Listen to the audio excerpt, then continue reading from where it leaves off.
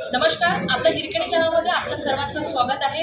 आपल्यासोबत आहेत विदेशातील पाहुणे आणि ते आपल्यासोबत आज आलेले आहे. विषय आहे भारतीय संस्कृती कशा प्रकारे विदेशी लोकांवर प्रभावशाली आहे या संदर्भात सविस्तर माहिती देण्यामध्ये आलेले आहेत. राष्ट्रसंत तुकडोजी महाराज 30 एप्रिल रोजी यांची जयंती आहे. यांच्या जयंतीनिमित्त ते आपले इथे पाहुणे म्हणून आलेले आहेत. त्यांची संस्कृती ते आपल्या भारतामधून बाहेर देशात घेऊन जातात आणि इथे USA, फ्रान्स, कॅनडा इथून सर्वजण आलेले आहेत. त्यांनी त्यांचा संदेश दिलेला आहे की राष्ट्रसंत तुकडोजी महाराजांच्या आम्ही रामगीता ही आमच्या लहान मुलांपर्यंत पोहोचवतो. त्यानंतर भगवद्गीता सुद्धा आम्ही अभ्यास करतो. भगवद्गीतेला कृष्णाला सुद्धा आम्ही खूप जास्त मानतो. इथली जी संस्कृती आहे ती पूर्णपणे आम्ही भारतामधून विदेशात घेऊन जातो. Thank you. My name is Erica Neighbors. I'm from Canada. I'm Crystal Parks, and I'm from the United States. Lena Stufford from the U.S. in Colorado. Dr. Tina Cooper Smith from Los Angeles, California.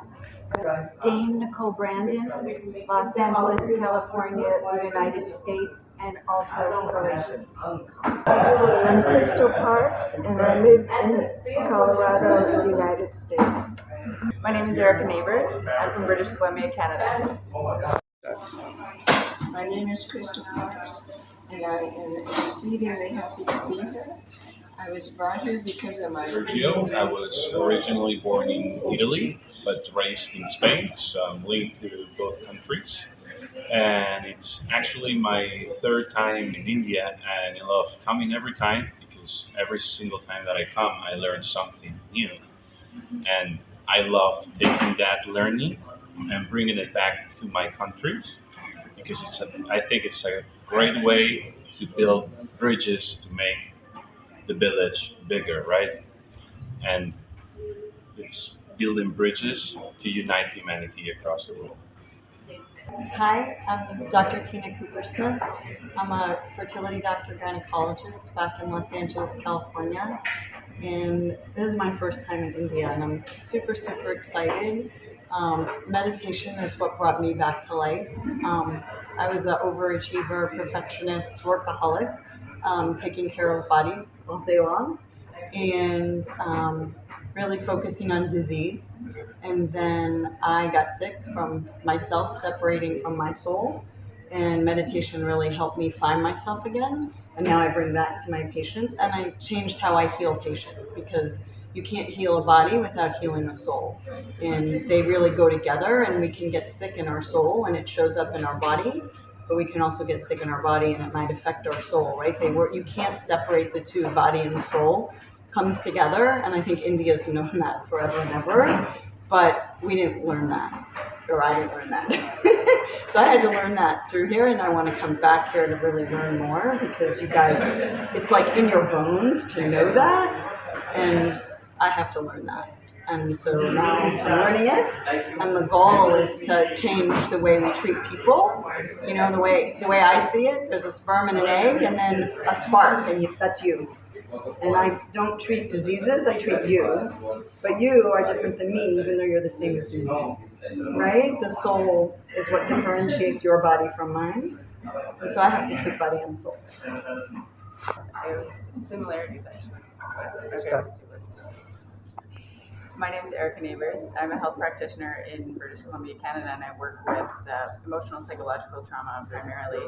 And I also support practitioners in their works to support their patients. And coming to India, it's the most amazing experience. The thing that strikes me the most about this place, this land, these people is the flow, the uninhibited flow of all beings, not just the people.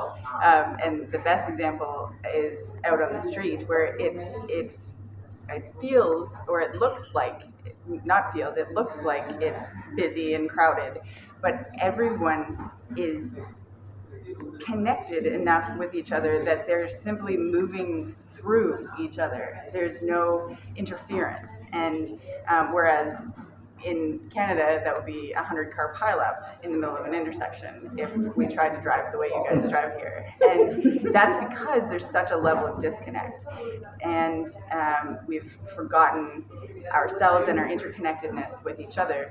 And so the only other place that I've seen such a depth of flow actually is with the dolphins that I work with in Hawaii, and their interconnectedness with their environment and their space, and the manner in which they live is synonymous with the way that you live here in India, and it's exciting to see the connection with nature in India. Thank you, ma'am. So the thing that I like most about Indian culture is how nice and helpful everyone is. You will never ever stop and say, "Hey, Bea, how do I get somewhere?" And someone says, "Leave me alone, you're bothering me."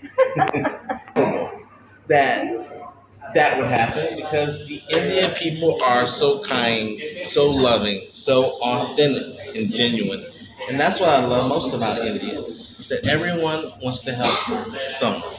I am trying to invite people to not just get older, but become elders and bring their wisdom and their knowledge to the world.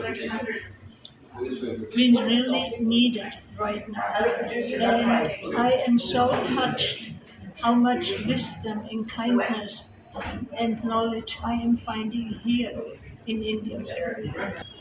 I have visited this state right here. We arrived in Nagpur, and I'm here visiting this state, and I'm very grateful to meet the people and feel the wisdom and the learning. I'm incredibly touched by how wonderful people are. India has a tremendous tradition of holding wisdom and teaching, and it's such a great opportunity for us from other countries, from the West, to come and learn from you, as well as sharing wisdom we have. So together, we explore each other, and we are one. I fell in love with India the moment I landed my first foot here. The people, the culture, the teaching, the communities, the heart, the kindness, the friendship, the fun, the Maharaj, the music, the poetry. Humanity is my religion. The messages that we all share are messages of the heart and the spirit, and India bridges the physical to the spiritual. And for that, I am so grateful and honored. I'm Jeffrey Weiss from America, but this is not my first time in India. When I was in my early 20s, I came and visited here and rode the rails for 2 months and learned and lived with the people of India. When I was 10 years old, I had lost a dear friend of mine, and he was gone by a car accident. And in my sorrow, I looked for other people, and my grandmother talked to me about different things, and she imparted me the wisdoms of Mahatma Gandhi. And he said, to find yourself, you must lose yourself in service to others. And I have dedicated my life to service to others, volunteering with the Red Cross for over 30 years, Habitat for Humanity, working on disaster sites. I work with a Sikh temple twice a week, feeding families, passing out foods in food banks, and cooking food to the temple and the people every Sunday. Of course, I'm missing this Sunday because I'm here with you wonderful people. But I've loved the Indian people and the Indian culture ever since I was at a young age, and inspired by the teachings of Mahatma Gandhi. And now when I learned about the Maharaj and looked at his poetry is very deep for me. I love poetry. I write poetry all the time. And his poetry sings to me. And so I look forward to giving my speech on a disaster mindset here coming up in a couple of days. And I hope that everyone out there learns from my speech, and because I learn from you all the time. So thank you.